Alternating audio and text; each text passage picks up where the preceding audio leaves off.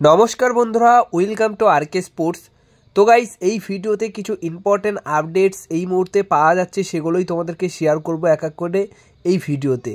তাই একটু স্কিপ না করে ভিডিওটা শেষ অবধি দেখতে থাকো এবং এই চ্যানেলে প্রথমবার এসে থাকলে চ্যানেলটিকে তোমরা সাবস্ক্রাইব করে রেখো।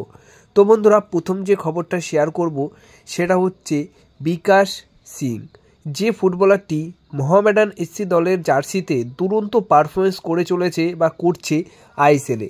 তো এই বিকাশ সিংকে দলে নেবার জন্য ভীষণভাবে আগ্রহ প্রকাশ করেছে চেন্নাইন এফসি দল। চেন্নাইন এফসি দল শোনা যাচ্ছে যে অল আউট যাবে এই প্লেয়ারটির জন্য, বা এই প্লেয়ারটিকে সই করার জন্য যা যা দরকার, যা যা অফার রয়েছে সব কিছুতেই মেনে অবশ্যই এই ফুটবলারটিকে সই করাতে চাইছে। তো বিকাশ সিং অবশ্যই একটা ভালো সাইনিং চেন্নাইন এফসি দলের জন্য হবে এবং অবশ্যই মোহামেডানের কাছেও কিন্তু একটা সুযোগ থাকবে যে কন্ট্রাক্ট এক্সটেনশন বা নতুন করে চুক্তি দেওয়ার।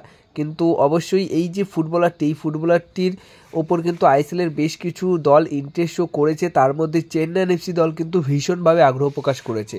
এখন দেখা যাক এই সিজন শেষ হলে কোন দলে তিনি সই করে।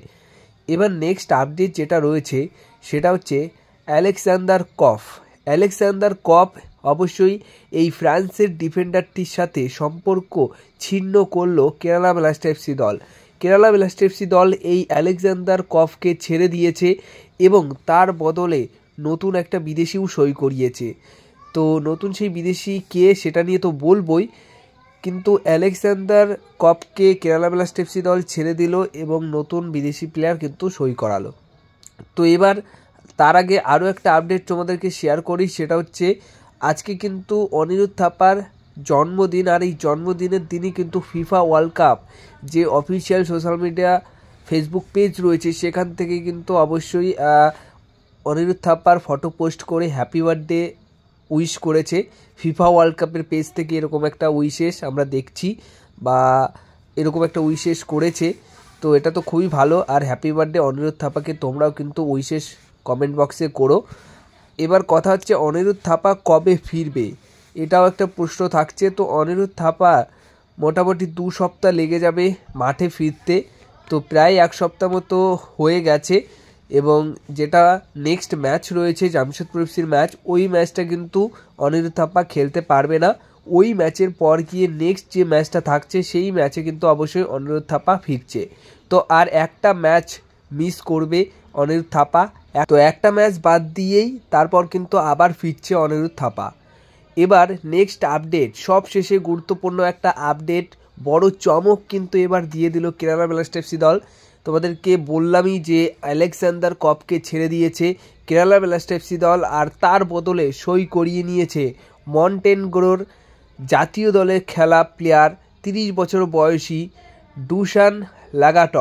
ডুশান লাগাটারকে কিন্তু সই করিয়ে নিয়েছে মন্টেনেগ্রো জাতীয় দলের হয়ে। তিনি কিন্তু কিছুদিন আগেই খেলেছেন, এখন আর খেলছেন না, মানে এখন আর সেইভাবে খেলছেন না, কিন্তু 1 থেকে 2 বছর আগে তিনি জাতীয় দলের হয়ে খেলেছেন মেন ইন্টারন্যাশনাল টিমের হয়ে।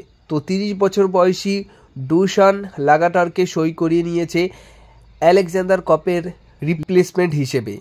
আর এক কথায় বলতে পারি যে সেরা একটা সাইনিং কিন্তু জানুয়ারি ট্রান্সফার উইন্ডোতে কেরালা ব্লাস্টার এফসি দল করলো, কারণ এই প্লেয়ারটির কিন্তু সেরা কিছু স্ট্যাটস রয়েছে, সেরা কিছু রেকর্ডও রয়েছে, ডিফেন্সে খেলে কিন্তু গোল করাতে খুবই ভালো পারদর্শী। তো যথেষ্ট ভালো একটা সাইনিং হয়েছে।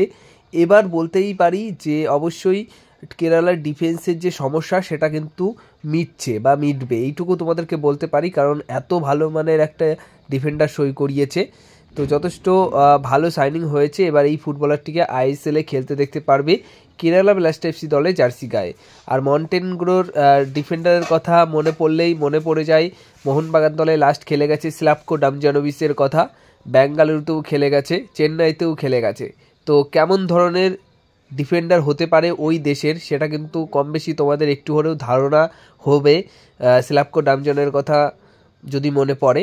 তো সেই রকম কোয়ালিটি আছে, তার থেকেও বেটার কোয়ালিটি এই ডিফেন্ডারের মধ্যে রয়েছে। 30 বছর বয়স, আর মন্টেনেগ্রোর জাতীয় দলের হয়েও কিন্তু তিনি খেলেছেন, সদ্য 1 থেকে 2 বছর আগে তিনি খেলেছেন।